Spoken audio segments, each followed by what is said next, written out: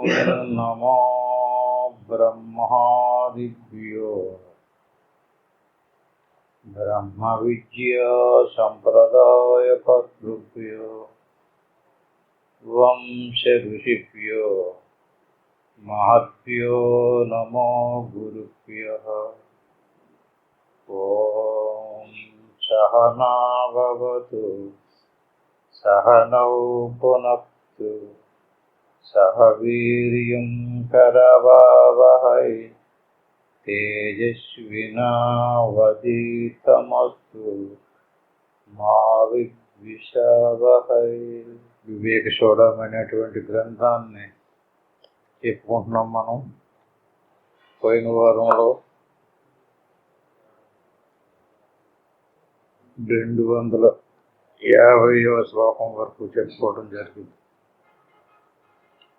ఇది పూర్తిగా మోక్షానికి సంబంధించినటువంటి విద్య. అంటే మోక్షం ఎలా వస్తుంది, ఏ పూజలు చేస్తే వస్తుంది, ఏ దేవుణ్ణి ఆరాధించే చేస్తుంది అనేటువంటిది ఈ శాస్త్రం చాలా స్పష్టంగా చెప్పడం జరిగింది. వదంతు శాస్త్రాన్ని యజంత దేవాన్ కుర్వంతు కర్మాణి భజంతు దేవతః ఆత్మైక్యబోధేన వినా విముక్తి నసిద్ధ్యతి బ్రహ్మశతాంతరే. ఈ శ్లోకాన్ని మనం చాలాసార్లు చెప్పుకున్నాం. ఏమని? వదంతు శాస్త్రాన్ని. వదంతు అంటే శాస్త్రాలు చదివి ఇతరులకు బోధించటం, చెప్పటం. అలాగే శాస్త్రాలు బోధించేటటువంటి వాళ్ళకి, అలాగే యజంతు దేవతలను పొగిడేటటువంటి వాళ్ళకి, కుర్వంతు కర్మాణి అనేక రకరకాలైనటువంటి సత్కర్మలో పుణ్యకర్మలో చేసేటటువంటి వాళ్ళకి, భజంతు దేవతలను ఆరాధించేటటువంటి వాళ్ళు. దేవతలను ఆరాధించిన, కర్మలు చేసిన, పూజలు యజ్ఞాలు యాగాలు ఇవన్నీ కర్మలు చేసిన, శాస్త్రాలు ఇతరులకు బోధించిన, దేవతలను పొగిడిన, ఆత్మైక్య బోధన వినను. ఇవన్నీ కూడా కేవలం అంతఃకరణం శుద్ధమవుతుందేమో తప్ప ఆత్మైక్య బోధన మనసు ఆత్మలో విలీనమవుతే తప్ప ముక్తి రాదు. ఇప్పుడు దాకా ఈ సత్కర్మ చేస్తే అలా చేయగా ఎప్పటికైనా వస్తుందేమంటే నసిద్ధ్యతి బ్రహ్మశతాంతరేపి. 100 మంది బ్రహ్మలు అంటే బ్రహ్మదేవుళ్ళు పుట్టి చనిపోయినా కూడా ముక్తి రాదు. వీడు అలా వచ్చి మళ్ళీ కర్మలు చేసుకుని వెళ్తూ వస్తూ ఉండవలసిందే. అందుకని ఆత్మజ్ఞానం కలగాలి. ఆత్మజ్ఞానం, ఆత్మస్వరూపంలో మనసు లీనం చేసుకుని నేనే దేవుణ్ణి, నాకంటే దేవుడు వేరేగా లేడు అనేటువంటి విషయాన్ని తెలుసుకుని అజ్ఞానమూలోయ అనాత్మ బంధో నైషర్గికో అనాది రనంత ఈరిత యన్నాప్య వ్యాధి జరాది దుఃఖ ప్రవాహపాతం యనయస్య ముష్య. ఈ శరీరం తగిలించుకున్నటువంటి వాడికి శరీరం మళ్ళీ ఎందుకు తగులుకుంటుంది? మనం ఏదన్నా పని చేస్తే కర్మ అంటుకుంటుంది. కర్మ అంటుకోవడానికి మూల కారణం ఏంటి? అజ్ఞాన మూలం. అజ్ఞానమే మూల కారణం. అజ్ఞానం వల్ల అనాత్మ బంధంలో పడిపోయాం. శరీరమే నేను అనుకున్నాం. శరీర భావంతో కర్మలు చేస్తున్నాం. ఈ కర్మల్ని అలా వచ్చిన ప్రతిసారి కర్మలు చేయడము, ఆ కర్మ ఫలాలు అనుభవించడము, మళ్ళీ కర్మలు చేయడము, ఈ స్వర్గము నరకము ఇలాగ అనేకమైనటువంటి జన్మల నుంచి తిరుగుతూనే ఉన్నాం. అంచేత అలా తిరిగి ఇంతకీ తన స్వరూపం ఏది అనేటువంటిది స్పష్టంగా తెలుసుకోవాలి. నీ శరీరానికి జాతి నీతి కులగోత్ర దూరగ. జాతి, శరీరము, నేను చాలా గొప్పోడిని, నేను చాలా మంచోడిని అని చెప్తుంటారు కదండి. నేను చాలా నీతిమంతుడిని అంటాడు, అది పెద్ద జాతి అంటాడు, అది పెద్ద కులం అంటాడు, అది పెద్ద గోత్రం అంటాడు. జాతి నీతి కులగోత్ర దూరగం. నీకు జాతి నీతి కులగోత్రాలు లేవు. ఎందుకు? నువ్వెవరు? సచ్చిదానంద స్వరూపం అనేటువంటి పరమాత్మ అంశానివి. దేశకాల విషయాధివర్తీయ నామరూప గుణ దోషవర్జితం. ఈ నామరూపాలతో కూడుకున్నటువంటి దేశకాలాదులతో కూడుకున్నటువంటి వస్తు సముదాయానంతటినీ కూడా వదిలేసి తద్బ్రహ్మ తత్వమసి భావయాత్మని. భావయాత్మని అంటే అర్థం ఏంటండి? శరీరం ఊడిపోయి ఆ సమాధిలోకి వెళ్ళిపోయి అలా ఉండిపోయినోడు గొప్పోడు అంటలేదు ఇక్కడ. మళ్ళీ బయటకు వచ్చాడు కదా, బయటకు వచ్చినప్పుడు ఆ భావంలో ఉండాలి. ఏ భావంలో? ఈ శరీరం నేను కాదు, శరీరానికి కులగోత్రాలు ఉన్నాయి, ఈ కులగోత్రాలు నాకు సంబంధించింది కాదు, నేను ఇది కాదు, ఇదంతా ఏంటిది? నేను చిదానంద స్వరూపమైనటువంటి ఆత్మస్వరూపాన్ని, నేను సచ్చిదానంద స్వరూపాన్ని. ఈ రకమైనటువంటి ముత్తు కార్యం సకలం ఘటాది శతతం. మట్టి యొక్క కార్యం కుండ మంతా మూకుడు ఎలాగో అట్టి మాదిరిగా మన శరీరాలన్నీ కూడా అనాత్మిక కార్యం, అనాత్మిక స్వరూపం. మన స్వరూపం అనాత్మ కాదు. అంటే అనాత్మతో తయారైనటువంటి స్వరూపంలో ఆత్మస్వరూపం మనం. దీనికి ఇది దేహం లాంటిది, దేవాలయం లాంటిది. లోపల ఉన్నటువంటి ఆత్మ దేవుడు. అంచేత నిరంతరము ఇది కాదు, ఇది కాదు, ఇది కాదు, ఇది కాదు అనేటువంటి భావంతో మనం నిరంతరము ఆ భావంలో గడపమంటున్నాడు. బ్రహ్మాహమిచ్చేవ విశుద్ధ బుద్ధి. అంటే ఈ సత్కర్మలో పుంజకర్మలో బుద్ధిని శుద్ధం చేసుకోవడం కోసం ఏర్పాటు చేశారు. అటువంటి శుద్ధమైనటువంటి బుద్ధికి కానీ ఇప్పుడు చెప్పేటటువంటి మాటలు ఎక్కువ అర్థం అవ్వవు. నువ్వు సాక్షాత్తు దేవుడు అంటే ఎలా నమ్ముతాడు అతను? నిద్రా కల్పిత దేశ కాల విషయ జ్ఞాత్రాది సర్వం యథా మిథ్య. ఇప్పుడు నిద్రమత్తులో ఏదో కళ అన్నాడు, ఆ కళలో అనేటువంటి వస్తువులు అనేక పదార్థాలు చూశాడు. దానికి మూల కారణం ఏది? నిద్ర, నిద్రమత్తు. అట్టి మాదిరికైనా మెరుపులోకి వచ్చినటువంటి వాడికి జాగృతి జగత్ జ్ఞాన కార్య తత్వత తస్మాదేవ మిదం శరీరకరణం ప్రాణాయామ జప్చతు తస్మా తత్వమసి ప్రశాంతమమలం బ్రహ్మాద్వయం జత్వత్.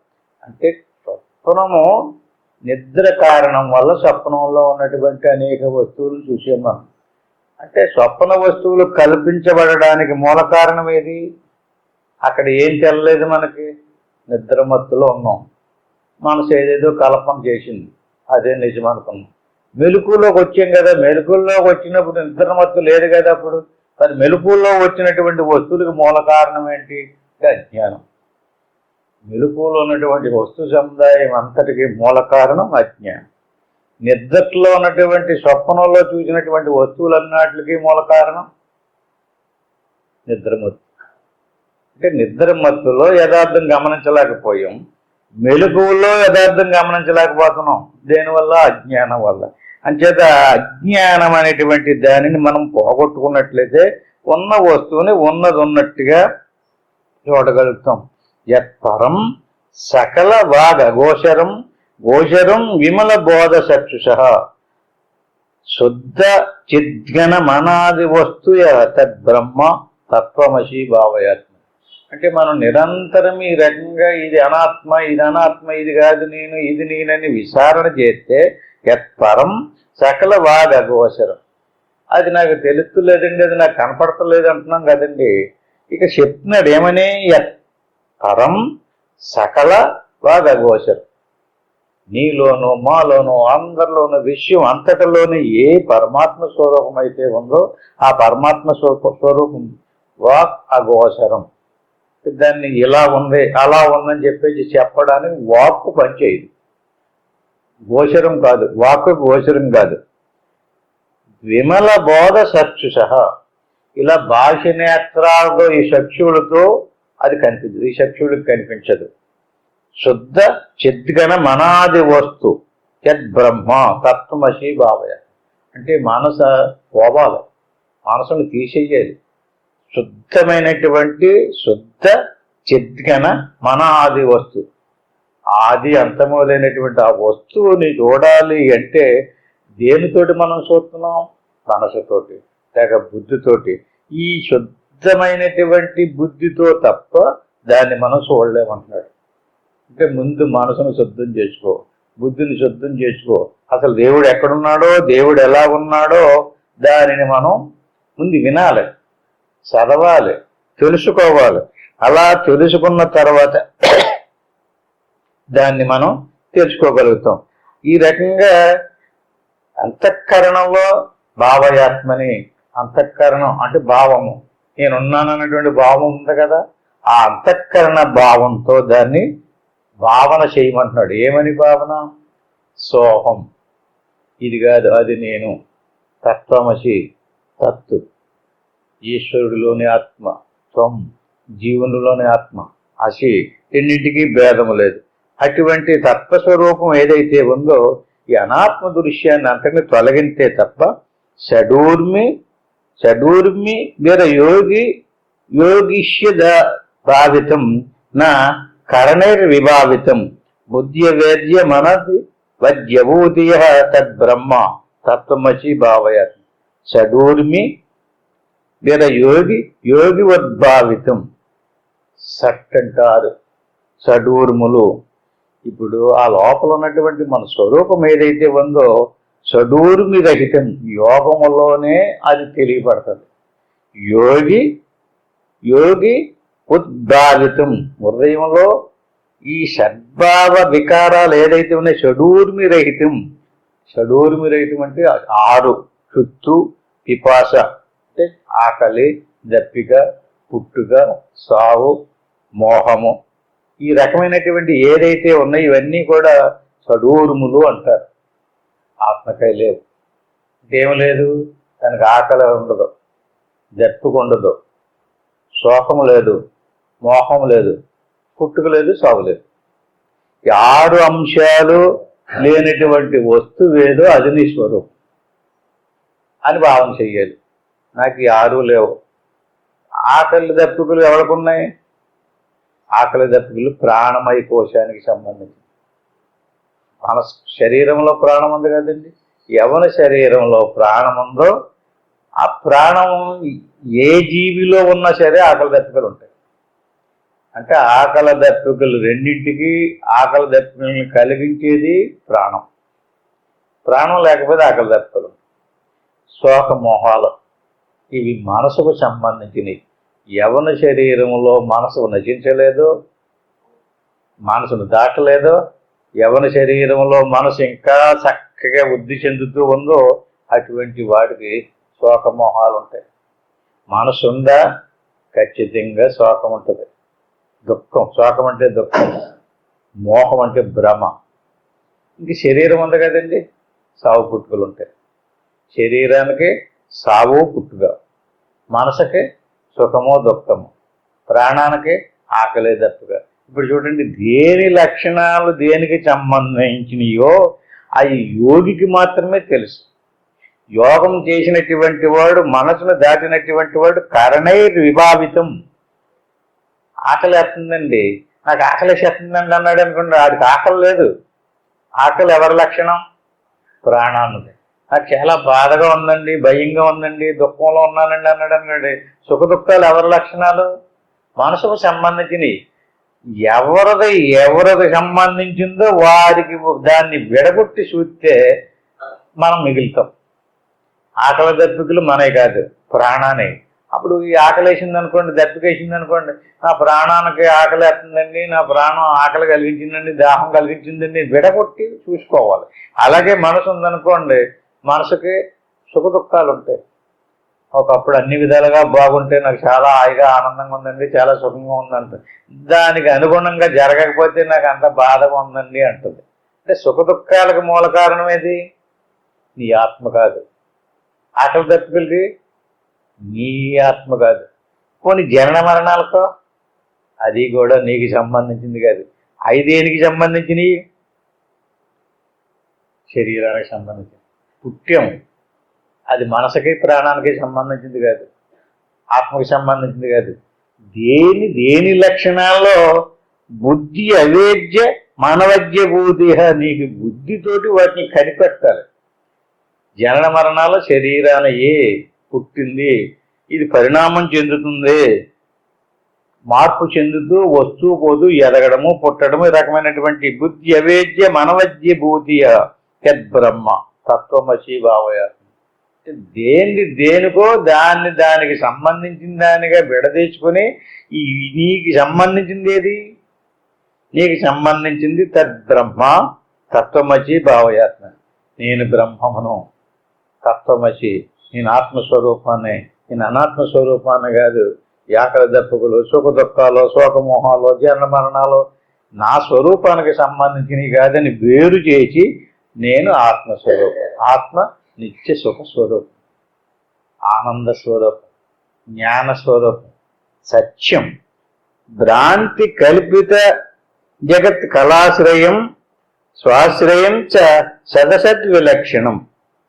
ఈ రకమైనటువంటి శరీర ప్రాణమానసాదులతో కూడుకున్నటువంటి వస్తు సముదాయం ఏదైతే ఉందో భ్రాంతి కల్పిత జగత్ కళాశ్రయం స్వాశ్రయం చ సదసద్విలక్షణం. ఈ జనన మరణాలతోనూ ఆకలి దప్పుకలతోనూ శోకమోహాలతోనూ కూడుకున్నటువంటిది ఏదైతే ఉందో మన స్వరూపానికి దీనికి పూర్తిగా విరుద్ధం. సదసద్విలక్షణం అంటే రెండింటికి ఏ రకమైనటువంటి పోలిక లేదు, ఏ రకమైనటువంటి పొంతనము కూడా లేదు. దీని లక్షణాలు వేరు. 3 వస్తువులు ఉన్నాయి మనలో, శరీరము, ప్రాణము, మనసు. 3 లక్షణాలు వేరు వేరు. మన స్వరూపం లక్షణం. మన స్వరూపం ఎలాంటిది? నిష్కలం నిరుపమానం వృద్ధిమ తద్బ్రహ్మ తత్వమసి భావయ. మన స్వరూపం ఎలాంటిది? నిర్మలమైనటువంటి నిశ్చలమైనటువంటి చిదానంద స్వరూపం. మరి మనం చుట్టూరు ఉన్నటువంటి మన ఉపాధి ఎలాంటిది? ఒకటేమో జనన మరణాలతో కూడుకుని ఉంది, మరొకటేమో ఆకలి దప్పుకులు కలిగింది, మరొకటేమో శోకమోహాలు కలిగింది. ఈ 3 నుంచి నువ్వు ఎంతవరకు విడుదల పొందలేదో అంతవరకు వాటికి సంబంధించినటువంటి సమస్యలు నీవు నీ నెత్తి మీద వేసి నువ్వు భరిస్తూ ఉండాలి. నువ్వు వాటి నుంచి విడబట్టుకోవాలి, వేరుపరుచుకోవాలి. అలా వేరుపరుచుకోవడానికి చేసే ప్రయత్నం ధ్యానం. ధ్యానంలో ఇది కాదు, ఇది కాదు, ఇది నేను కాదు, ఇంక ఇది శరీరం అంట, ఇది జన్మమరణాలు ఉన్నాయి, ఇంక ఇది మనసు, దీనికి శోకమోహాలు, ఇంక ఇది ప్రాణము, దీనికి ఆకలి దప్పుకులు, ఇది నేను కాదు, ఇది నేను కాదు అని చెప్పేసి ఈ రకంగా ఏదైతే ఉందో దాని అంతటినీ కూడా భ్రాంతి కల్పితమైనటువంటి వస్తువులవి. నాకు ముందు జన్మలో ఈ జ్ఞానం కలగలేదు. భ్రాంతితో కల్పించబడినటువంటి వస్తువునే నేను అనుకుని భ్రాంతితోటి కర్మలు చేశాను. దాని మీద ప్రేమ కలిగి, దాని మీద స్వాతిశయం కలిగి, నాకెవడో చెప్పడానికి సరిపోడు, నా ఇంతతోటి ఇక్కడ ఎవడో లేడు, నేను వీళ్ళందరికంటే చాలా గొప్పవాడిని అంటున్నాడు అనుకోండి. దేన్ని చూపించి చెప్తున్నాడు అతను? తన స్వరూపాన్ని కాదు, తన స్వరూపంలో ప్రవేశించినటువంటి భ్రాంతి చేత కల్పించబడినటువంటి అనాత్మ స్వరూపం, ప్రకృతి స్వరూపాన్ని చూపించి నేను అందరికంటే ఎక్కువ అంటాడు. వీళ్ళందరి మీద ఎందుకంటే చేసుకున్నటువంటి పూర్వజన్మ సుకృతంతో అతను కొంచెం ధనం ఉందనుకోండి, నేను పెద్ద ధనవంతుని అంటాడు. ఏదైనా అధికారం ఉంటే, ఏదైనా పదవి ఉంటే, ఈ రకంగా ఏది వచ్చినా ఆయన కొంచెం ఏమైనా బాగా చదువుకుంటే వాటితోటి అహంకారంతో తన స్వరూపాన్ని మర్చిపోయి ఈ స్వరూప భావంలోకి వచ్చేసి నిష్కలమైనటువంటి నిరుపమానమైనటువంటి తన స్వరూపాన్ని వదిలేస్తున్నాడు. వదిలేసి కర్మలు చేస్తున్నాడు. ఆ కర్మఫలం వదలదు. ఆ ఫలాన్ని అనిపించడానికి మళ్ళీ స్వర్గమో నరకమో తిప్పుతుంది, మళ్ళీ తీసుకొచ్చి మళ్ళీ ఇంకో శరీరాన్ని తగిలింతుంది. ఇలా అనాది నుంచి పుట్టడము సావడము, పుట్టడము సావడము, వెళ్ళడము రావడము, వెళ్ళడము రావడం. ఎంతవరకు ఇతను మేలుకోలేదో ఇందులో నుంచి అంతవరకు తప్పదు. మేలుకోవడం అంటే ఇప్పుడు మనం మెలుకులోనే కదా ఉన్నాం, ఇందులో మేలుకున్నాం. మేలుకుని దేన్ని చూస్తున్నాం? అనాత్మ వస్తువుని చూస్తున్నాం. స్వప్నంలో కూడా మేలుకునే ఉన్నాం, స్వప్న వస్తువుని చూస్తున్నాం. అదే నిద్రలోకి వెళ్ళామనుకోండి, అక్కడ స్వప్నము లేదు, మెలకువ లేదు. అక్కడ ఏముంది?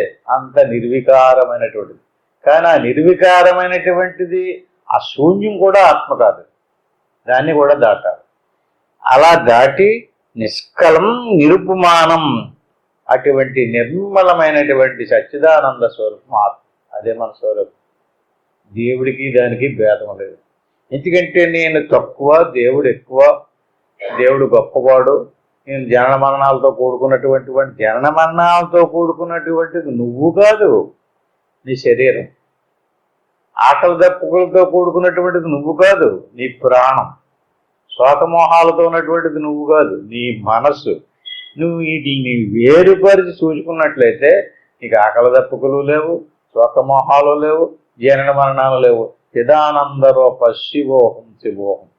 అటువంటి స్వరూపాన్ని నువ్వు తెలుసుకుని జన్మ బుద్ధి పరిణక్ష్యపక్షయ వ్యాధి నాశన విహీనం అవ్యయం విశ్వసృష్ట వనగాత కారణం బ్రహ్మ తత్వమసి భావయాత్మని. జన్మ అంటే పుట్టుక. పుట్టాడు కదండి, ఏమవుతుంది? పుట్టిన కాడి నుంచి పుట్టినట్లేడు. వృద్ధి, పరిణామం చెందుతున్నాడు, మార్పు చెందుతున్నాడు. దీన్నే పుట్టినటువంటి అస్థి పుట్టాడు. పుట్టిన కాడి నుంచి అస్థి, బుద్ధి, పరిణతి, అపక్షయం అంటే వినశ్యము.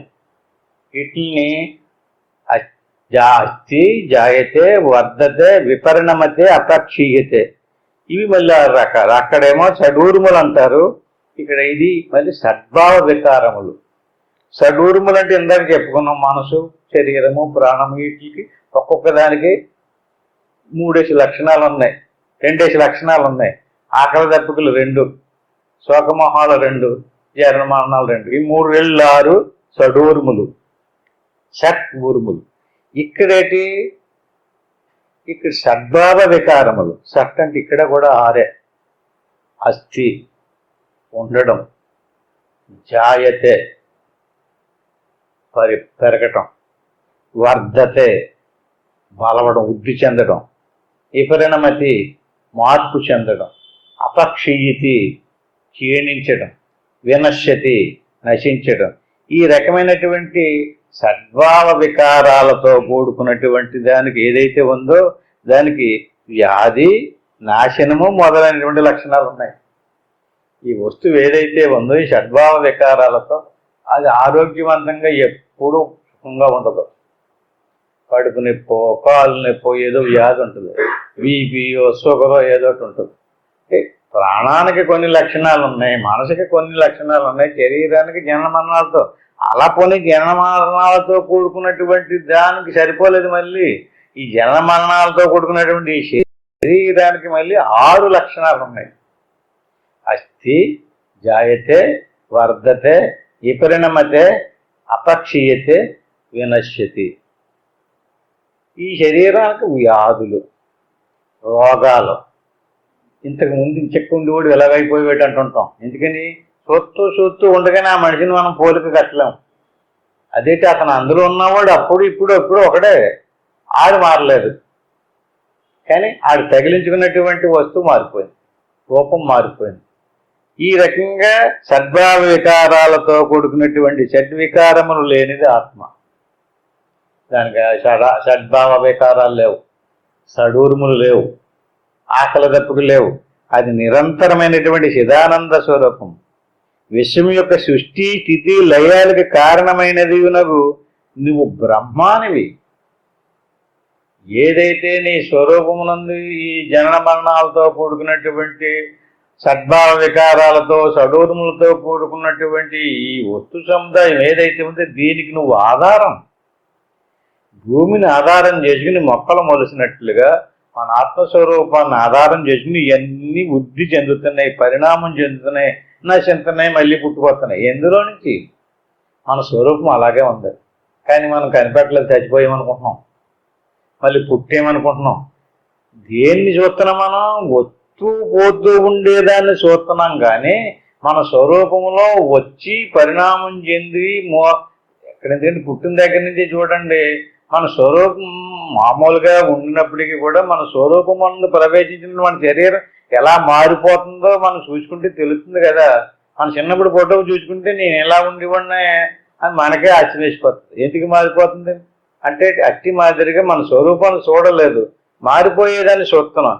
ఈ రకంగా ఈ వస్తువు పోతూ ఆకలి దప్పుకులతో, శోకమొహాలతో, సుఖ దుఃఖాలతో కూడుకున్నటువంటి ఈ శరీర ప్రాణమానసాదులు నువ్వు కాదు, నేను కాదు, అవి నేను కాదు అని నువ్వు దృఢంగా నిర్ణయం చేసుకుని నేనెవరిని మరైతేనే బ్రహ్మము, అహం బ్రహ్మస్మి, బ్రహ్మ తత్వమసి భావయాత్మని అంటే ఇప్పుడు నువ్వు బ్రహ్మం అయిపోయి ఆ బ్రహ్మం అయిపోయి ఉండిపోమని చెప్పడం లేదు. ఇప్పుడు మళ్ళీ మనం ఈ సాధన చేసాం, చక్కగా శ్వాస ఆగింది, మనసు ఆగింది, ఆత్మస్వరూపంగా మారలేదు. ఆత్మస్వరూపమే అని తెలిసింది. మెలుకొచ్చాక శరీరం రాగానే మళ్ళీ శోకమోహాలు సుఖ దుఃఖాలు అన్నీ తగిలేసుకుంటున్నాయి కదా. ఈ తగిలేసుకున్నప్పుడు మనం బాగా దృఢంగా బలంగా మన భావాలను తయారు చేసుకోవాలి. అంతేగాని మళ్ళీ వచ్చేసానండి, నాకు మళ్ళీ బాగలేటండి, ఇవన్నీ ఎందుకు వచ్చినండి, నాకు మళ్ళీ ఆకలేస్తుంది ఏంటండి, నేను ఆత్మస్వరూపం అన్నారు కదా, నాకు ఆకలి వేయకూడదు కదా, నాకు దుఃఖం కలగకూడదు కదా, నాకు సుఖమో దుఃఖమో ఎందుకు వస్తుందండి అన్నాడు అనుకోండి, శరీరం తగులుకుందనుకోండి, శరీరం తగులుకున్న తర్వాత దానికి లక్షణాలు అది చూపించదు కదా. ప్రాణం వచ్చింది, శ్వాస వచ్చిందా, ఖచ్చితంగా ఆకలి దప్పుకులేస్తాయి. మనసు వచ్చిందా, సుఖ దుఃఖాలు కలుగుతాయి. శరీరం తెలుస్తుందా, రోగాలు బాధలు భయాలు తెలుస్తుంటాయి. తెలుస్తుంది కదా అని చేసి ఇంక పోలేదు కదా, మీరు ఎంత చెప్తే సుఖమేటి, ఇంకా నాకు దీనివల్ల ప్రయోజనం ఏమీ లేదనుకోవద్దు నాయన. ఇది కాదు, నువ్వు దీనికి సాక్షిగా దీనికి ఆధారంగా ఉన్నటువంటి నీ స్వరూపాన్ని పట్టుకో. నీ స్వరూపంలోకి ఈ వస్తూ పోతూ లేస్తూ పడుతూ ఉన్నాయి, వాటిని నువ్వు చూడొద్దని కాదు, చూడు, కానీ నీ భావన మాత్రం ఇవి కాదు. మరి అయితే నేను ఎవరినండి? బ్రహ్మ, అహం బ్రహ్మస్మి, నేను బ్రహ్మస్వరూపమును, ఆత్మస్వరూపమును, పరమాత్మ స్వరూపమును, బ్రహ్మ తత్వమసి భావయాత్మ. అంటే మన భావంలో నిరంతరము ఏ భావన ఉండాలి? ఈ శరీర భావన ఉండకూడదు, ప్రాణభావన మనసు భావన ఉండకూడదు. ఈ శరీరానికి సంబంధించిన రోగాలు రొచ్చులు బాధలు భయాలు అని ఘాటి వేరు, నేను వేరు. నేను ఆత్మస్వరూపాన్ని, చైతన్య స్వరూపాన్ని, ఆనంద స్వరూపాన్ని అనేటువంటి భావంలో ఉండాలి. ఈ భావంలో లేకుండగా ఇది మనం ఎంత సాధన చేసేసినా మళ్ళీ బయటకు వచ్చిన తర్వాత మళ్ళీ వచ్చేయాలి కదా, అందులో ఉండిపోం కదండి.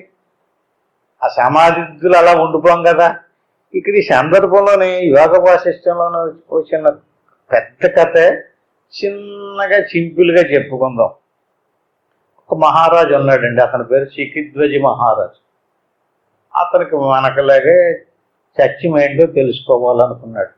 ఆ దేశంలో ఉన్నటువంటి జగద్గురువులందరినీ రప్పించాడు, సమావేశపరిచాడు. నాకు దేవుణ్ణి తెలుసుకోవాలని ఉంది, దేవుడు అంటే ఏంటి. వాళ్ళందరూ కూడా వాళ్ళు చదివినటువంటి వేదాంగాలను అన్నిటిని విప్పి, దేవుడు సచ్చిదానంద స్వరూపము, ఈ శరీరం కాదు, ఈ ప్రాణం కాదు, ఈ మనసు కాదు, ఇంద్రియాలు కాదు, భార్య కాదు, భర్త కాదు, పిల్లలు కాదు, ధనం కాదు, రాజ్యం కాదు, ఇల్లు కాదు, వాకలు కాదు, ఎన్నిటికంటే వేరుగా ఉన్నటువంటి చైతన్య స్వరూపమే, ఆత్మ పరమాత్మల ఏకత్వమైనటువంటి బ్రహ్మమే మన స్వరూపము అని బోధించారు. నిర్ణయానికి వచ్చాడు. అయితే ఇవన్నీ కాదన్నమాట అని నిర్ణయానికి వచ్చాడు. భార్య ఆలకించింది. భార్య పేరు సోడాల, భర్త పేరు శిఖిధ్వజుడు. ఇద్దరు విన్నారండి. మరి దాన్ని మరి అది అవ్వాలంటే మనం ఏం చేయాలంటే ఇంక ఇప్పుడు చెప్పినట్టుగా సాధన చేసుకోవాలి. సాధన చేసుకుని ఇవన్నీ వదలాలని చెప్పారు కదండి. ఈ వదలడంలో భావంలో వదలాలని చెప్పారు వాళ్ళు. నిజంగా వదిలేశాడు, భార్యను వదిలేశాడు, రాజ్యం వదిలేశాడు, మొత్తం పిల్లల్ని సంసారాన్ని మొత్తం అంతా వదిలేసి భార్యకి కూడా చెప్పకుండా అర్ధరాత్రిగాడు లెగిసి అడవికి వెళ్ళిపోయాడు. అడవిలోకి వెళ్ళిపోయి దూరంగా ఇంకా ఎక్కడన్నా ఎతికెత్తారు కదా మరి బొట్టులు ఏమాత్రం దగ్గరలో ఉన్నానే, ఇంకా ఎవరికి దొరకడానికి వీలు లేనంత దూరం వెళ్ళిపోయి అక్కడ ఒక కుటీరం ఏర్పాటు చేసుకుని ఇంక 24 గంటలు ఆ నది పక్కనే చక్క పొద్దుటే లేకడం, స్నానం చేయడము, వచ్చి కూర్చోవడం, ఏదో ఆకలి వేసినప్పుడు కాయో కసరో సంపాదించుకోవడం, మళ్ళీ చక్కగా సాధనలోకి వచ్చినవాడు. అదే పని. అన్నీ వదిలేశాడు, ఇంకేమీ లేదు, హాయిగా అభ్యాసం చేస్తున్నారు. భార్య పొద్దున్న లేచి చూసాడు, భర్త లేడు. వీళ్ళిద్దరూ ఒకసారి ఒక గురువు గారి దగ్గర ఉపదేశం పొందారు. ఒకలాగే విన్నారు ఇద్దరు కూడా. ఈయన ఎక్కడైతే కూర్చుని విన్నాడో ఆవిడ దగ్గర ఆవిడ ఆలకించింది. కానీ ఆవిడికి అర్థమైనట్టుగా ఈయనకి అర్థం అవ్వలేదు. ఆవిడికి సిద్ధించినట్టు ఈయనకి సిద్ధించలేదు. అప్పుడు ఆవిడ ఓహో ఈయన ఈ సిద్ధించకపోవడం వల్ల చేసుకోవడం కోసం అడవికి వెళ్ళిపోవడం చెప్పేసి ఇప్పుడు ఏం చేసిందంటే అలా కొంతకాలం వదిలేద్దాం అని చెప్పేసి రాజుగారు ఎక్కడికో పోయినట్టు తెలకుండగా రాజుగారి లోపల ఏదో ధ్యానం చేసుకుంటున్నాడని ఈవిడే మొత్తం రాజ్యం పరిపాలన చేయటం మొదలుపెట్టారు.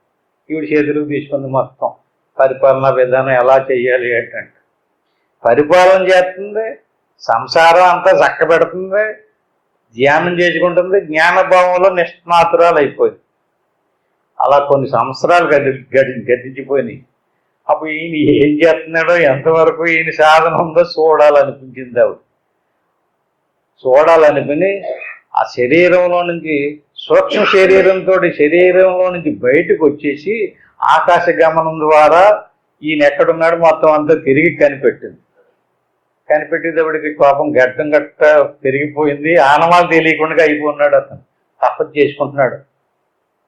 చర్యలని చెప్పేసి అడ్రస్ తెలిసింది, ఇంటికి వెళ్ళిపోయింది. ఒకరోజు పూర్తిగా ఆవిడే మొత్తం బయటకు వచ్చి రూపం మార్చి ఆయన చూస్తుండగా ఆకాశం నుంచి కిందకి దిగింది.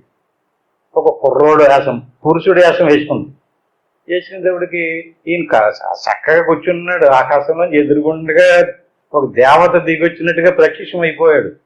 ఇంకా ఈయనకి ఆనందం పట్టుకోలేక దేవత ఎవరో ప్రత్యక్షం అయిపోయారు నాకని చెప్పేసి ఆ కాళ్ళకి మొక్కేసేసి నమస్కారం చేసేసి, ఎవరు స్వామి మీరు, ఎక్కడి నుంచి వచ్చారు, దేవలోకం నుంచి వచ్చారా, దేవపురుషుడా ఏంటి అని చెప్పేది. ఇవి కొన్ని కపటంగా నిజం చెప్పలేదు. అంటే ఇంకా కథ చాలా పెద్ద కథ ఉంది, ఇక్కడితో ఆపు చేద్దాం. అక్కడ ఆవిడ కొన్ని ప్రశ్నలు వేసింది. మీరు ఎవరో? నేను పెద్ద మహారాజ్యానికి మహారాజుని, నాకు భార్య ఉన్నారు, పిల్లలు ఉన్నారు, సంసారం ఉంది, అన్నీ ఉన్నాయి అని చెప్పాడు అతను. మరి ఆ రాజ్యం అంతా వదిలేసి ఎక్కడికి ఎందుకు కూర్చున్నారు? మా గురువు గారు చెప్పారు ఇవన్నీ వదిలేయాలని, వదిలేసానని. భావంలో వదిలేయమన్నారా, యథార్థంగా వదిలేయమన్నారా అని అడిగింది ఆవిడ. నాకు అవన్నీ తెలదు. సంసారాన్ని వదలకపోతే జ్ఞానం కలగదు, మోక్షం రాదు అని చెప్పారు. అంచేత నేను వదిలేసాను. మరి శాంతి కలిగింది, వదిలేశారు కదా, ఎన్నాళ్ళు అయింది? 10 ఏళ్ళు అయ్యింది. మరి నీకు శాంతి కలిగిందా, జ్ఞానం కలిగిందా, సిద్ధించిందా, మనసు ఆగిందా, శ్వాస ఆగిందా? శ్వాస ఆగలేదు. మళ్ళీ కూర్చుంటే మళ్ళీ అన్నీ అయ్యే గుర్తుకొస్తున్నాయి. శాంతి లేదు, శ్వాస ఆగలేదు, మనసు ఆగలేదు. ఇన్ని సంవత్సరాల మధ్య ఇన్ని వదిలేసావు కదా, కాయో కసరో తింటున్నావు, శరీరాన్ని ఎండగట్టేసావు.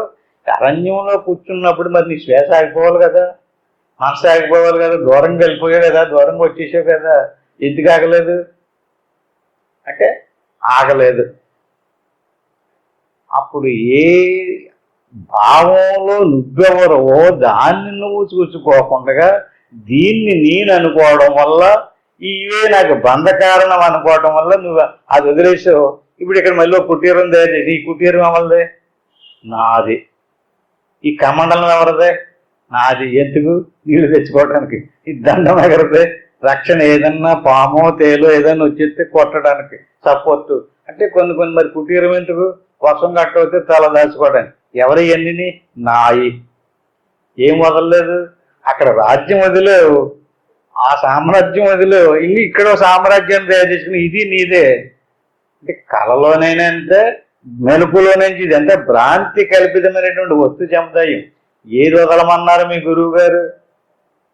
ఆ నాది నేను అన్నది వదిలేసి లోపల నిశ్చలమైనటువంటి శ్వాస, మనసు, ప్రాణం ఇవన్నీ ఆగిపోయిన తర్వాత ఏదుందో దాన్ని కదా నిన్ను భావన చేయమన్నారు అని చెప్తే ఆ పట్టిన ఆవిడికి ఆయనకి అర్థం అవ్వలేదు. ఆవిడ ఏం చేసిందంటే ఇంకా సాగింది కదా, దాన్ని ఆఫ్ చేసి తగలబెట్టేసింది. ఆ కుటీరు తగలబెట్టేసేటప్పటికి అయ్యో కుటీరం తగలబడిపోయిందని చెప్పి బాధపడిపోతున్నారు. ఎవరిదది? నాది. ఈ బూడిదేటి? నా కుటీరం యొక్క బూడిది. ఏది పోతలేదు నీకు? నాది అన్నది పోవటం లేదయ్యా. ఆ నాది అన్నది వదిలే. నాది అన్నది వదిలితే నేనన్నది మిగులుతుంది. అదే ఆత్మాన్ని బోధించింది. ఇంక నువ్వే నా గురువు గారు అని చెప్పేసి అలాగా అక్కడికి అనేక రకాలుగా పరీక్షలు పెట్టి ఆయన్ని జ్ఞానంలోకి తీసుకెళ్ళింది. ఆ తర్వాత ఆవిడ నిజ రూపం చూపించింది. ఇదేంటి నేను అడవిలోకి వచ్చేసి ఇంత తపస్సు చేసుకుంటే కూడా నాకు ఏమీ తెల్లలేదు, నువ్వు ఇంటికాడ కూర్చుని అన్ని నువ్వు ఇంత జ్ఞానం నువ్వెలా సంపాదించేవని అడుగుతాడు. నేను దేన్ని పట్టుకోమని గురువు గారు చెప్పారు, దాన్ని పట్టుకున్నాను. నువ్వు దేన్ని వదలాలో దేన్ని పట్టుకోవాలో నీకు తెల్లలేదు. ఈ రకంగా దేన్ని వదిలేయాలి? వస్తువును వదిలేయటం కాదు, భావంలో వదిలేయాలి. ఏది నువ్వు? భావంలోనే బ్రహ్మ తత్వమసి భావయాత్మని, నేను బ్రహ్మమును, ఆ భావంలో ఉండాలి. మరి నేను శరీరమును, ఇదేం భావన? మరి శరీరానికి డబ్బో దశకం ఉంటుంది కదా, నేను ధనవంతుడిని, అది ఉంటుందా? లేదనుకోండి, నేను దరిద్రుడిని, అది మంచి పొలము, లేకపోతే ఇంకా మంచి విద్యావంతుడిని, నేను బాగా చదువుకున్నాను. ఇవే బంధ కారణాలు. వాటిని కాదు, భావంలో శరీరం నేను మంచి కులస్తుడిని, నేను స్త్రీని, నేను పురుషుణ్ణి, నేను ధనవంతుణ్ణి, దరిద్రుణ్ణి బాహ్యంగా తీసుకోవటం కాకుండా ఆంతర్యంగా ఆ భావంలో వాటిని వదిలేయాలి. నాకు జాతి నీతి కులగోత్రాలు లేవు, నేను చిదానంద స్వరూపను.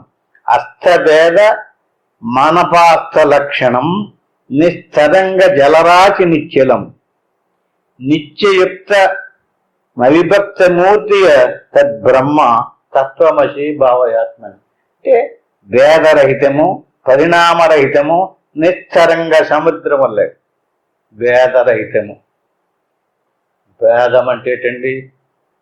అస్థభేద మనపాస్థ లక్షణం. అస్తము, కాళ్ళు చేతులు అవయవాలు. చేతికి భేదం ఉందా? చేతికి కాలుకి భేదం ఉందా? కుడి చేతికి ఎడం చేతికి భేదం ఉంది. కుడి చేయి వేరు, ఎడం చేయి వేరు. శరీరంలో ఉన్నటువంటి అవయవాలకి భేదాలు. చెవుని కన్ను ఒకటే, ముక్కు నోరు ఒకటే, భేదాలు ఉన్నాయా? ఆత్మకు అలాంటి భేదాలు. అస్తభేద మనపాస్థ లక్షణం, భేదాలతో కూడుకున్నటువంటి వస్తు స్వరూపం కాదు ఆత్మ. భేదరహితమైన నిస్తరంగా జలరాశి నిశ్చలం. నీరుంది, నీటిలో భేదం లేదు.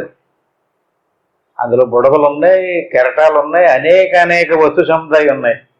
కానీ బుడగల్ని కెరటాలని వదిలేసి నీటిని తీసుకో, దానికి ఏమి లేదు, భేదం లేదు. అట్టి మీదగా నీ కన్ను ముక్కు కాలు చెయ్యి, దాన్ని తీసుకోకో. ఇవన్నిటికంటే వేరుగా నిత్యయుక్త అవిభక్త మూర్తియ, నీ మూర్తి స్వరూపం. అవిభక్తం, విభక్తం అంటే వేరువేరు అవయవాలతో, వేరువేరు ఆకారాలతో, వేరువేరు గుణాలతో, వేరువేరు లక్షణాలతో కూడుకున్నటువంటి అది కాదు నీ స్వరూపం. నిత్యయుక్త, నిత్యము అంటే యుక్తము అంటే కదలకుండగా, నిత్యము ఎప్పుడు, నిత్యయుక్త మవిభక్తము విభక్తము కాకుండా ఒకే స్వరూపము మూర్తియ. దాని చూడు. బయటికి వచ్చామనుకోండి, శరీరం వేరు లక్షణాలతో, వేరు గుణాలతో, రకరకాలుగా. ఈ వస్తువు కాదు, ప్రాణములు కాదు, ఇంద్రియాలు కాదు, వేరు వస్తువులు, వేరు గుణాలు, వేరు స్వరూపాలు. దాన్ని తీసుకోకం. ఏకం ఏవ సదనేక కారణం. ఇవన్నిటినీ వదిలి ఇవన్నిటినీ గమనించేటటువంటి నీ స్వస్వరూపాన్ని చూస్తే ఏకం జీవ, నీలో ఒక్కడే ఉన్నాడు. నువ్వు ఒక్కళ్ళు ఇద్దరు కాదు, ఒక్కడవే. కానీ ఇంద్రియాలు ఎన్నండి? ఒకటా? జ్ఞానేంద్రియాలు 5, కర్మేంద్రియాలు 5, పంచప్రాణాలు 5, అంతరేంద్రియాలు 4, అనేక అవయవాలతో అనేక వ్యక్తులతో ఉన్నాయి కదా. సరే, మరి ఏ ఇంద్రియానికి ఆ ఇంద్రియానికి ఒక గుణం ఉంది కదా, ఏ ఇంద్రియానికి ఆ ఇంద్రియానికి ఒక విషయం ఉంది కదా, దానికి ఒక అధిదేవత ఉంది. అలాగెళ్ళే ఉంటే ఎన్ని వస్తున్నాయి? ఎన్ని ఇంద్రియాలు ఉన్నాయో అన్ని ఇంద్రియాలకి అన్ని విషయాలు ఉన్నాయి. ఎన్ని ఇంద్రియాలు ఉన్నాయో అన్ని ఇంద్రియాలకి అన్ని అధిదేవతలు ఉన్నారు. ఈ అన్నిటికంటే లోపల ఉన్నటువంటి నిత్యయుక్తమైనటువంటి ఏది? అవిభక్తము, విభక్తము కానటువంటి అవిభక్తమైనటువంటి నీ స్వరూపం ఒకటే. నేను కొన్న కాదు, శివ కాదు, అన్నిటికీ అవిభక్తము విభక్తం. విడివిడిగా వేరువేరు గుణాలతో, వేరువేరు లక్షణాలతో, వేర్వేరు విషయాదులతో కూడుకున్నటువంటి విభక్తముగా ఉన్నటువంటి సముదాయానికి అంతటికి అవిభక్తంగా అన్నిటికీ నేనొక్కడినే, అన్నిటికీ అడ్డ నేనొక్కడినే, ఇటువంటి ఆ నేననేటువంటి అవిభక్తమూర్తయ తద్బ్రహ్మ తత్వమసి భావయాత్మ. ఈ రకంగా నీ స్వరూపమే ఆత్మ, నీ స్వరూపమే పరమాత్మ, నీ స్వరూపమే బ్రహ్మ. ఏకం ఏవ సదనేక కారణం, కారణాంతర నిరాశ కారణం, కార్యకారణ విలక్షణం స్వయం బ్రహ్మ తత్వమసి భావయాత్మ. ఏదైనప్పుడు చూడడానికో వినడానికో ఇంద్రియాలకు సంబంధించినటువంటి విషయాదుల కోసమైతే మనం ఏం చెయ్యాలండి? ప్రయత్నం చెయ్యాలి ఆ వస్తు సంపాదన కోసం. నీ స్వరూపం కోసం ఏ ప్రయత్నం చేయకూడదు, వదిలేయాలి. ఏ ఆలోచన చేయకూడదు. ఏకం ఏవ సదనేక కారణం. ఈ చెప్పబడినటువంటి అన్నిటికీ కూడా అధిష్టానమైనటువంటి ఒకటే వస్తువు, అదే నీ స్వరూపం. కారణాంతర నిరాశ కారణం. నిన్ను నువ్వు పట్టుకుని వదలకో, నిన్ను నువ్వు చూసుకో. నన్ను నేను ఎలా చూసుకోవాలో తెలుస్తులేదు అంటున్నాడు కదండి. చూడబడేటటువంటి వస్తువులన్నిటి వెనకాల నువ్వే ఉన్నావు, నువ్వే ఈ అన్నిటికీ కారణం. నీకు ఇంకొక కారణం లేదు. అన్నిటికీ నాయకుడు నువ్వే. నీకు పుట్టుక లేదు, సావు లేదు, ఎందుకంటే నువ్వు శరీరం కాదు. ఆకలి లేదు, దప్పిక లేదు, నువ్వు ప్రాణానివి కాదు కనుక. సుఖము లేదు, దుఃఖము లేదు, నువ్వు మనసువు కాను కనుక. అటువంటి నిర్వికారమైనటువంటి కార్యకారణ విలక్షణం స్వయం బ్రహ్మ తత్వమసి భావయాత్మ. ఈ రకమైనటువంటి నీ స్వరూపాన్ని నిరంతరం అభ్యాసం చేయాలి. నిర్వికల్పక మనల్పమక్షరం యక్షరాక్షర విలక్షణం పరం నిత్యమవ్యేసుకం నిరంజనం బ్రహ్మ తత్వమసి భావయాత్మ. కల్పము, నిర్వికల్పం. కల్పం అంటే రకరకాల వస్తువులను కల్పన చేయటం. మనసు ఉందండి, ఏదో ఒక సంకల్పం చేస్తూ ఉంటే ఏది అనుకుంటుందో అది కల్పించబడుతూనే ఉంది. నిర్వికల్పం. నీ స్వరూపం అలా కల్పించబడిన వస్తువు కాదు, మనసు చేత కల్పించినటువంటి వస్తువు కాదు నువ్వు. నిర్వికల్పము. అక్షరం, నువ్వు క్షరం కాదు. యక్షరాక్షర విలక్షణం పరం. క్షరము అక్షరం. క్షరం అంటే శరీర ప్రాణమానసాదులు దాకా క్షరం.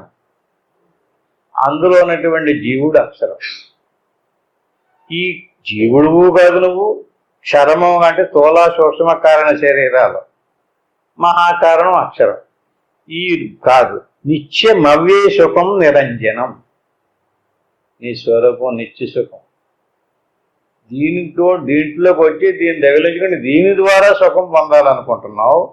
ఈ అన్నిటి ద్వారా పొందేది ఏదైతే ఉందో అది కష్టపడి పనిచేసి సంపాదించుకుని వాటికి ఏముంటుంది? క్షయము నాశనం ఉంటుంది. అంటే ఏంటండి? ఇప్పుడు ఏదైనా ఒక మంచి పదార్థాన్ని తయారు చేసుకున్నామండి, తయారు చేసుకుని ఒక గ్లాసులోనో ప్లేట్లోనో వేసుకుని తాగడం, పాయసం తయారు చేసుకున్నాం, ఒక గ్లాసులో పోసుకున్నాం. తయారు చేయడానికి కొంత శ్రమ పడ్డాం కదా, దాన్ని ఏమంటారు? క్రియ, అంటే కర్మ అంటారు. కర్మ చేసి తయారు చేసుకున్నాం పదార్థాన్ని. ఇప్పుడు భోక్త అనిపించడం, ప్లేట్లో పోసుకుని అనిపించేటప్పుడు ఏమవుతుంది? అది తరుగుతుంది. ఎలా తరుగుతుంది? క్షయం అవుతుంది అనమాట. కొంచెం కొంచెం కొంచెం కొంచెం తరిగిపోతుంది.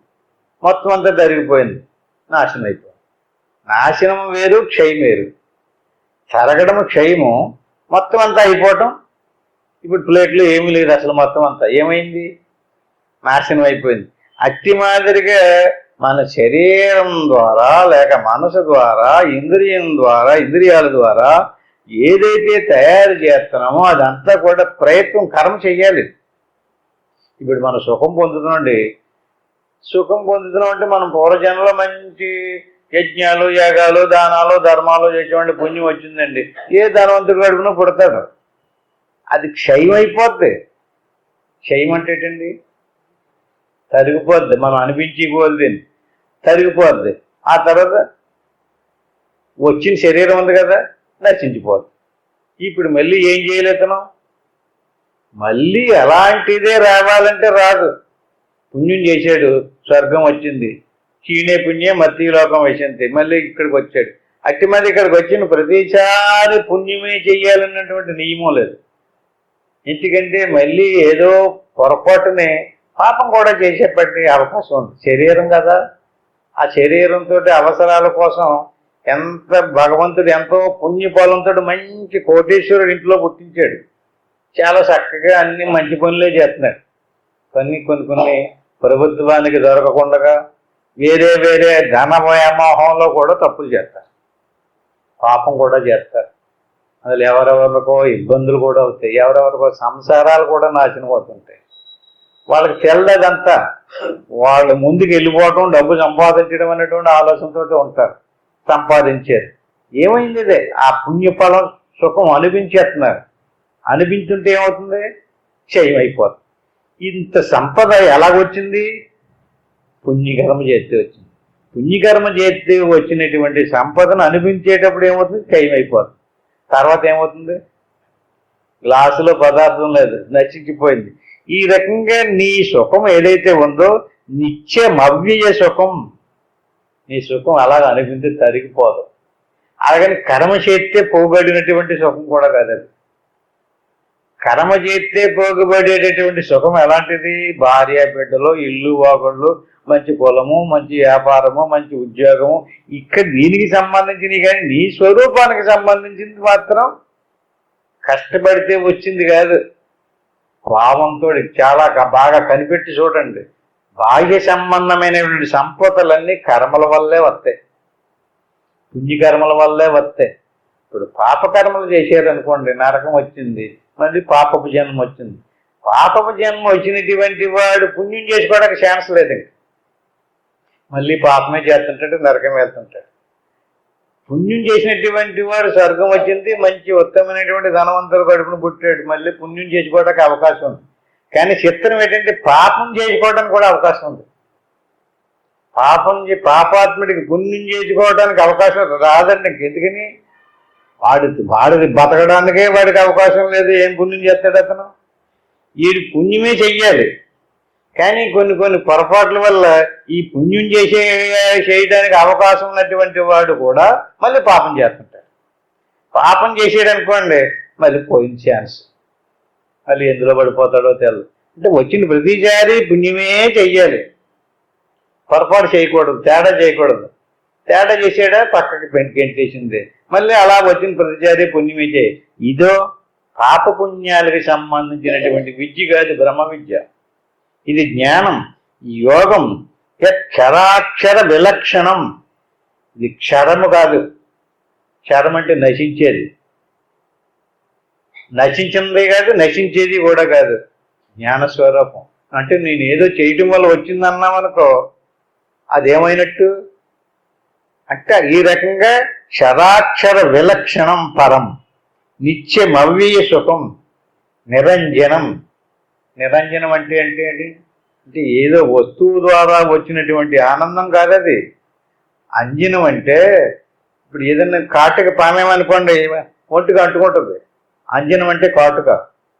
అంజనం అంటే మన స్వరూపం నిరంజనం, నిర్వికారం, సచ్చిదానంద స్వరూపం, బ్రహ్మ తత్వమసి భావయాత్మని.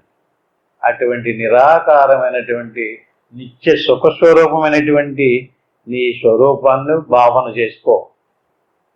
దీని మీద భావన మార్చు, వదిలేకు. ఆ చెక్కిద్వచుడు వదిలేసి ఊరు వదిలి కొట్టేసి వెళ్ళిపోయినట్టుగా వదిలేసేది కాదు ఇది.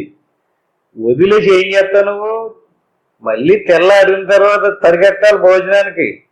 ఎక్కడికి హిమాలయాలకి వెళ్ళిపోయాడు అనుకోండి, అక్కడ ఆకలి దప్పికలు లేకపోతే ఎలాగ బ్రహ్మాండంగా కూర్చోవచ్చు.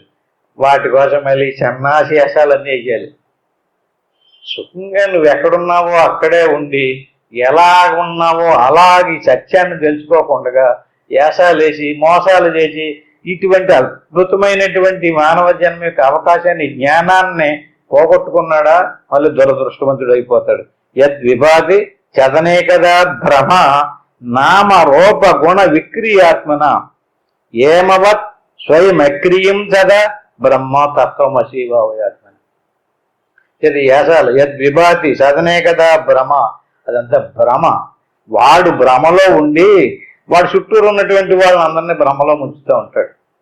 లేదా భ్రమ నుంచి వదిలేసి ఇదంతా భ్రమ, ఇది సత్యం కాదు, అలాగని చెప్పేసి అసత్యము కూడా కాదు, ఇది ఒక భ్రమాకల్పిత వస్తువు.